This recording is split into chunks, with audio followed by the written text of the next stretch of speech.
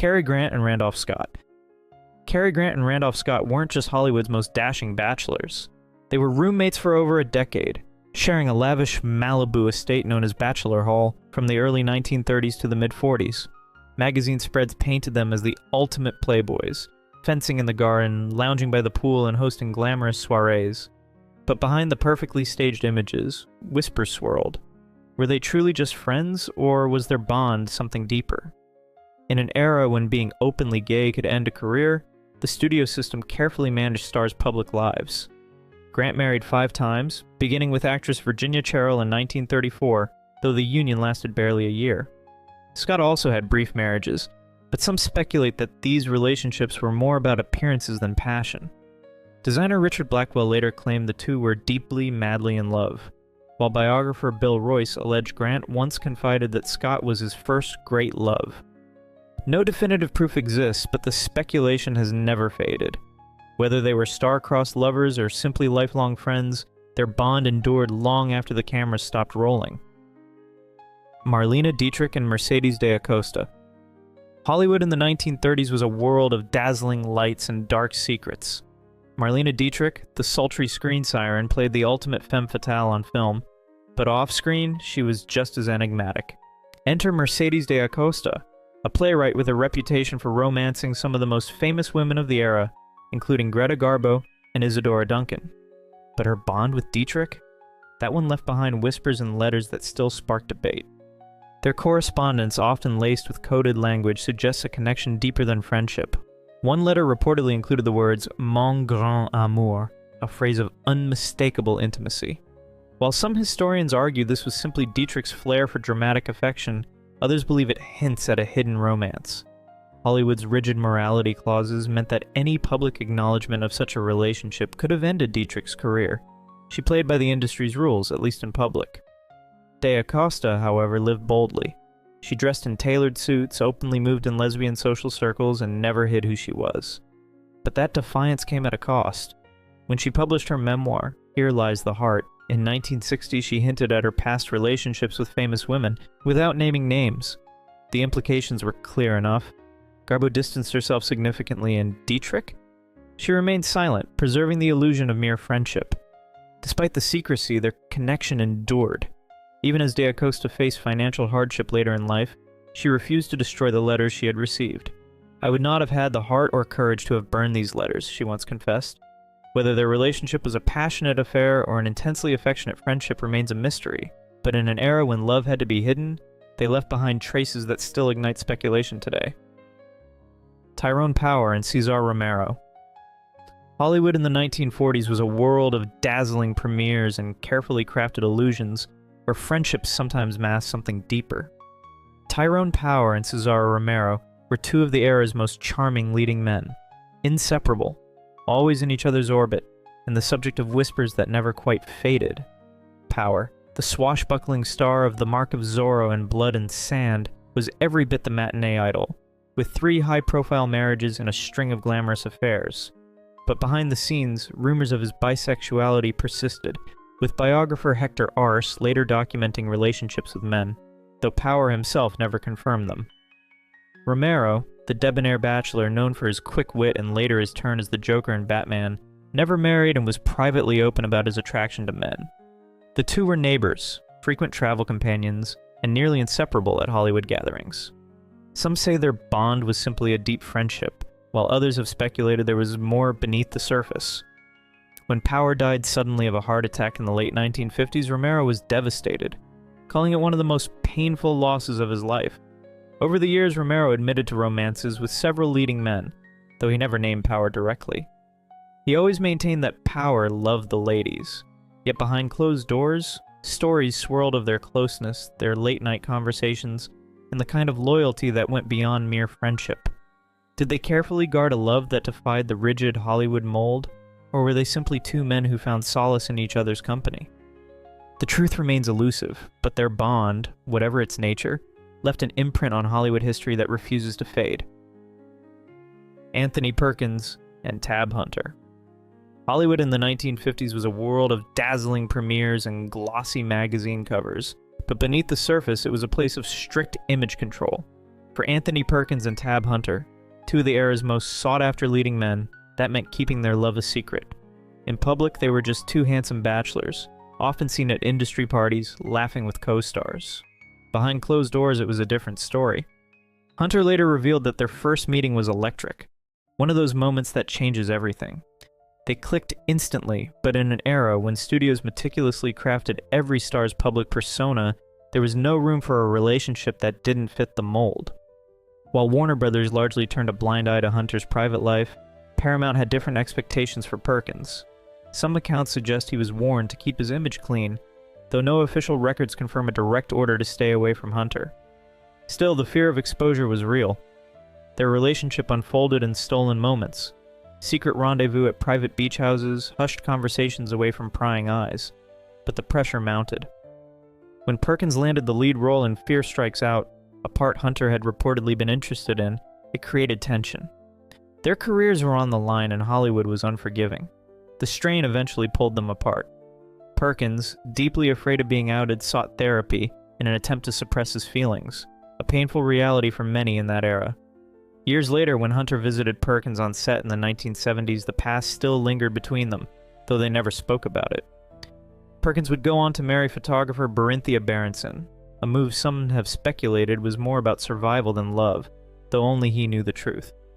Decades later, Hunter finally opened up about their romance in his memoir, confirming what many had long suspected. And in 2018, a film project about their relationship was announced, a sign that times had changed. But back in their heyday, Hollywood's golden boys could only love in the shadows. Dirk Bogarde and Anthony Forwood.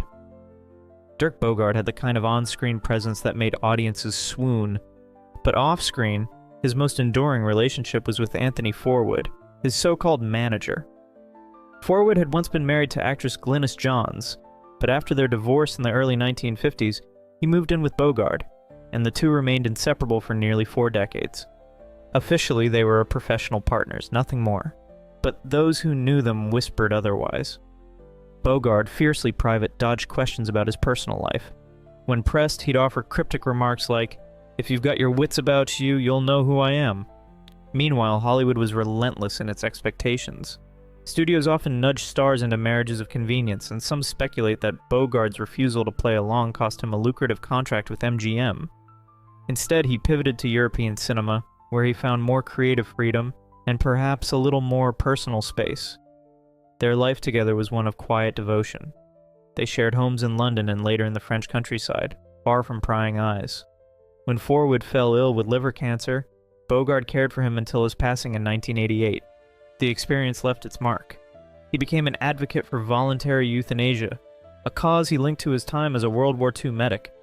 But some wonder if it was also shaped by watching Forwood suffer. Even after Forwood was gone, Bogarde never publicly acknowledged their relationship. But in 2004, his brother reportedly confirmed what many had long suspected. Theirs was not just a friendship, it was a love story lived in the shadows. Jean Marais and Jean Cocteau. Paris, 1937. Jean Marais was a rising theater actor when he crossed paths with Jean Cocteau, the enigmatic poet and filmmaker nearly 25 years his senior. Cocteau was instantly captivated, and before long he took Marais under his wing, both professionally and many believe romantically. While their bond was undeniable, they never publicly confirmed the full extent of their relationship.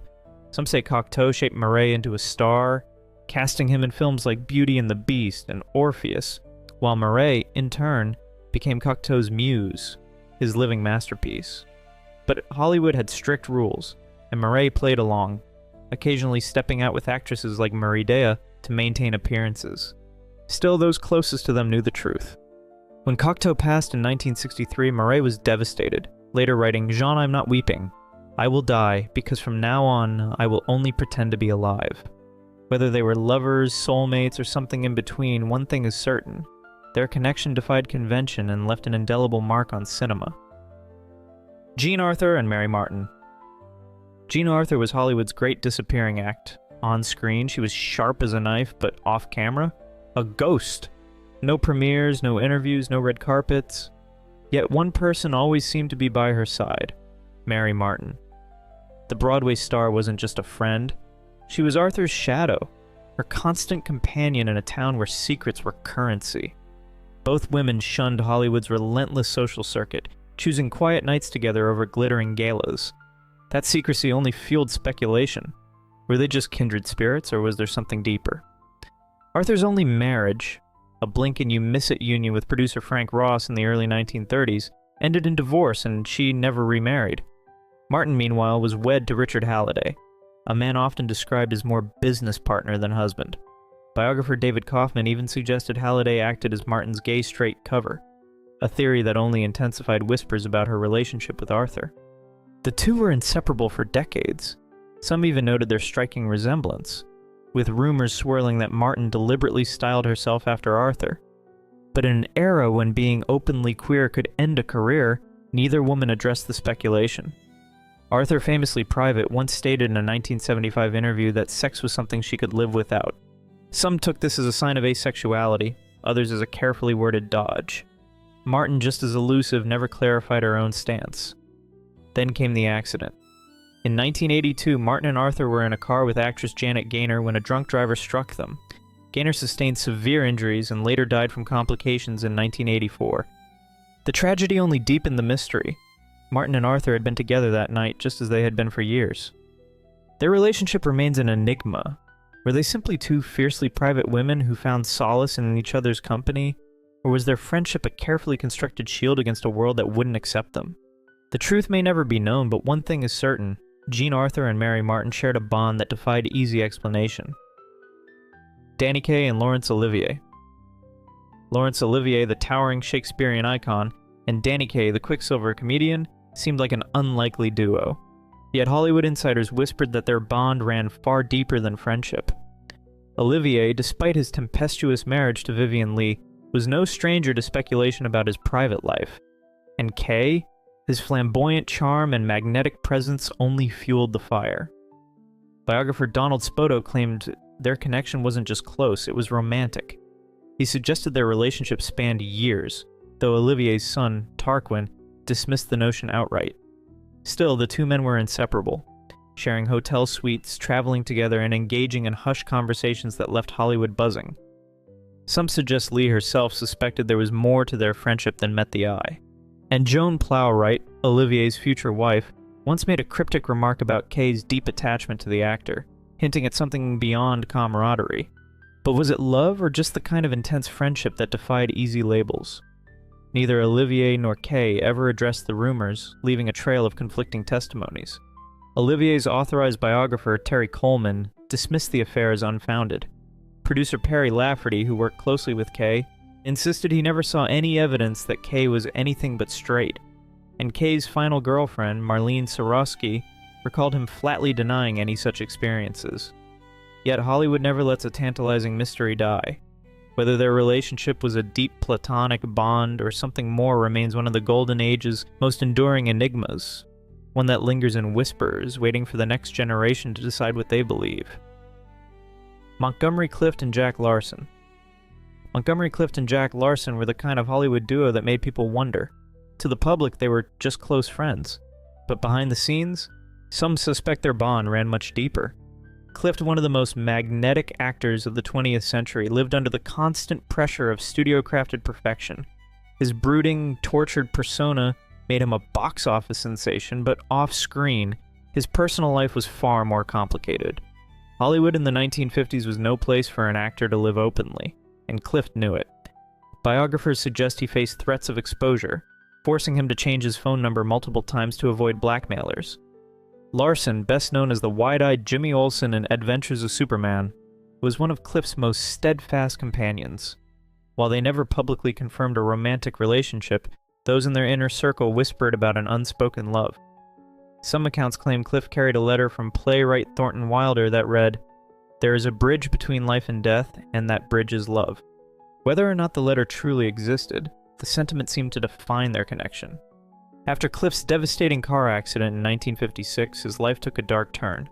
Substance struggles and chronic pain eroded his once brilliant career, and many of his so-called friends drifted away. But Larson remained. He was there through the worst of it, standing by Clift until his final days in 1966. Whether their relationship was romantic or not, one thing is certain. Their bond was unshakable. Even in an era when love, especially the kind that defied Hollywood's rigid expectations, had to be hidden. Van Johnson and Keenan Wynn. Hollywood's golden age was built on illusion, and few stars embodied that more than Van Johnson. With his boyish charm and a wholesome image, he was MGM's golden boy, but behind the scenes, whispers followed him everywhere, especially about his unusually close friendship with fellow actor Keenan Wynn. The two were inseparable, so much so that Van even lived with Keenan and his wife Evie for years. But was it just friendship or something more? Speculation ran wild. Johnson's bachelor status had long raised eyebrows. And in an era when studios controlled every aspect of their stars' lives, MGM had a vested interest in keeping rumors at bay. That's where studio mogul Louis B. Mayer allegedly stepped in. According to some accounts, Mayer pressured Evie to divorce Keenan and marry Van, an arrangement that conveniently provided Johnson with a traditional family image. Evie herself later admitted, "I was young and stupid enough to let Mayer manipulate me," though whether this was a direct admission of a cover-up or simply studio pressure remains up for debate. The execution was swift. On September 25, 1947, Evie's divorce from Keenan was finalized in Mexico. Hours later, she and Van were married in the same country. If MGM thought this would silence speculation, they miscalculated, because the suddenness of it all only fueled more gossip. Why had Evie remained married to Keenan for so long while living under the same roof as Van? And why did Keenan and Van's friendship remain just as strong after the marriage as before? For over 2 decades, Johnson and Evie stayed married, but their union was far from the romantic fairy tale MGM had hoped for. They divorced in 1968, and Johnson never remarried. Meanwhile, his deep connection with Keenan remained intact, even as Hollywood's rigid studio system crumbled. To this day, their story remains one of classic Hollywood's most debated mysteries. Was it a love triangle, a strategic cover-up, or just a lifelong friendship misinterpreted by a scandal-hungry industry? The truth may never be fully known, but in an era when careers were built on carefully crafted images, Johnson and Wynn's bond remains one of the most intriguing enigmas of Hollywood's golden age. Dolores Del Rio and Maria Felix. Dolores Del Rio and Maria Felix were Mexico's most dazzling screen icons. One the epitome of elegance, the other a force of nature. The press loved to pit them against each other, spinning tales of rivalry.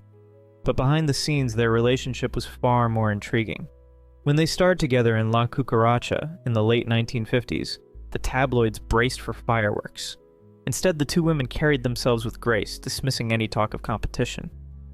Felix once stated plainly, "With Dolores I had no rivalry. On the contrary, we were friends." But was that all? Del Rio's name has been whispered in connection with Hollywood's secretive sewing circle, a rumored network of actresses linked by more than just friendship. Meanwhile, Felix, known for her fierce independence, spoke of Del Rio with deep admiration, some say with a tenderness that hinted at something more.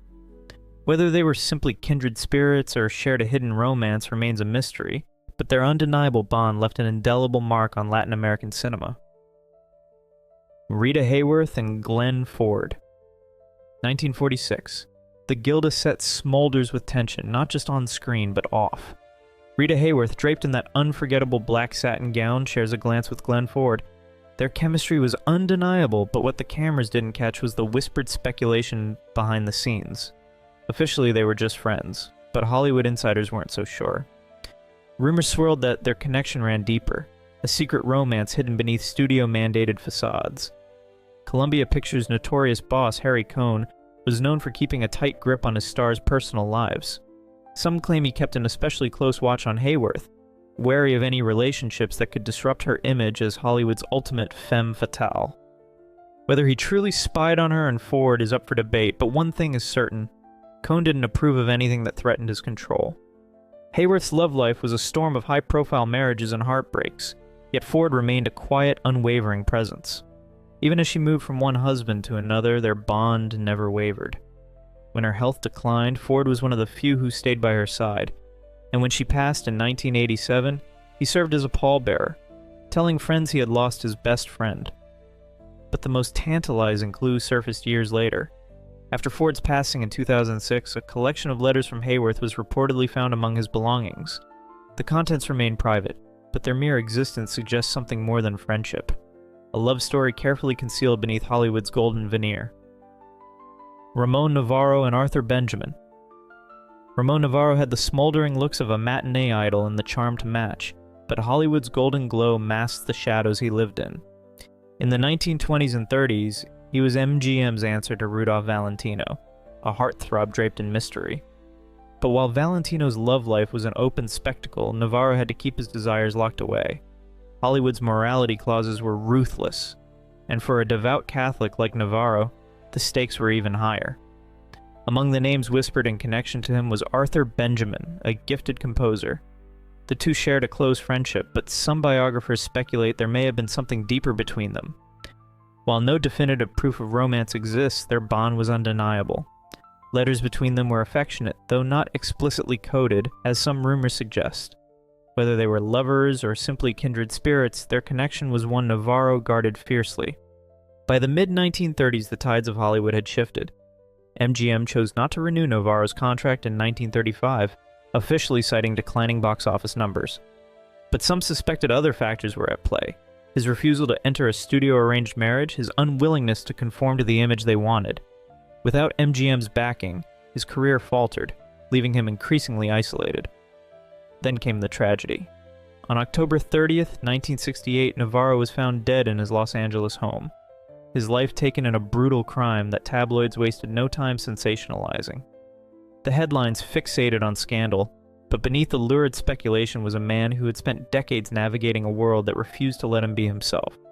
His story remains one of Hollywood's most poignant reminders of the cost of secrecy.